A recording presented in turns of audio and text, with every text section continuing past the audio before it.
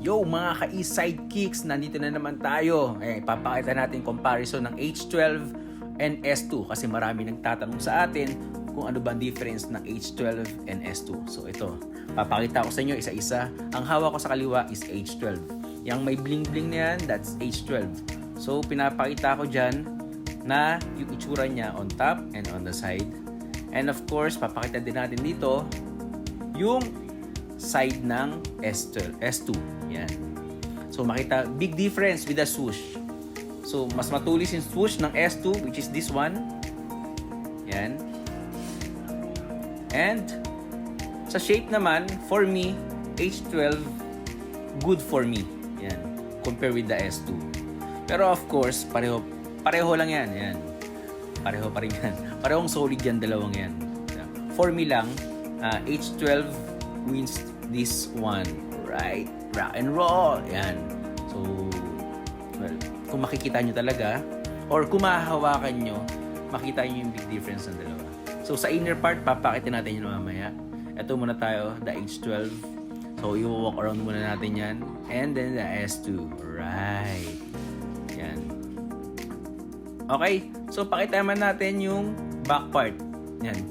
Kung makita rin, kung mapapansin natin dito, mas matingkad yung H12 and rather than the S2. Yan. Yung pirma ni Idol Kobe, ayan, kitang-kita sa H12 and then here, the inner part, yan. Maganda yung shape ng inner part ng H12 in fairness. And then the S2, so mapapansin nyo, medyo may kulubot ng konti sa loob. So siguro hindi naman makaka-effect yan sa performance. Pero yung aesthetic looks, yan. Alright, so makikita nyo naman. Yan. Pero kung mahawakan nyo yan, H12, magandang texture ng H12 So may plus 1 point sa H12 doon. The shape, yeah, H12. Yan. So papakita ko ulit yung difference ng toe part. So yung hawak ko pala na S2 yan, that's size 8, and then the H12, that's size 8.5. Alright. So, ano ba? Medyo rough yung yung texture ni H12 for me. So makikita mo parang para siyang madikit talaga. Ayan. Yan, yung bigat, pareho sila ng bigat Ayan, yung ilalim naman. Ayan, yung nasa taas, that's H12. Yung nasa baba, that's S2. Alright? Si carbon, parehong carbon load yan. For me, sa nakita ko kagabi, well, pareho silang maganda. Pero mas gusto ko yung carbon load ni S2. Ayan. Mas malinis yung carbon load ni S2 compared to H12. Ayan. Ewan ko lang, baka dito lang sa sapatos na to Ayan. For me, nanalo siya dyan. Si S2 nanalo dyan. Okay, sige. So, sa ilalim naman, pareho lang Pareho lang sila Siguro sa performance, na-try ko na si S2. Well, good shit si S2 sa akin. Yan. Mura naman kasi. Halos pareho lang talaga sa ilalim. Alright? So, yun na.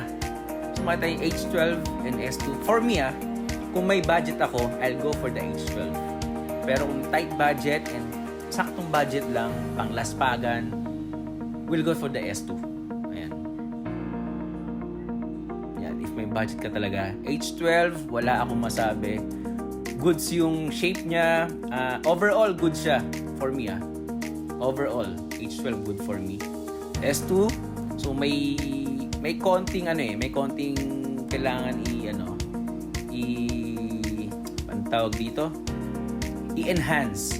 Pero overall din 9 out of siguro 8 out of 10 sa akin. So si H12 naman 10 out of 10. So yan. So performance, feeling ko both sila maganda.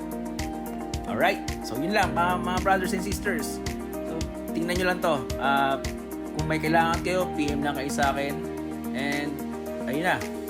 So please follow and subscribe East Sidekicks. Yo, peace out.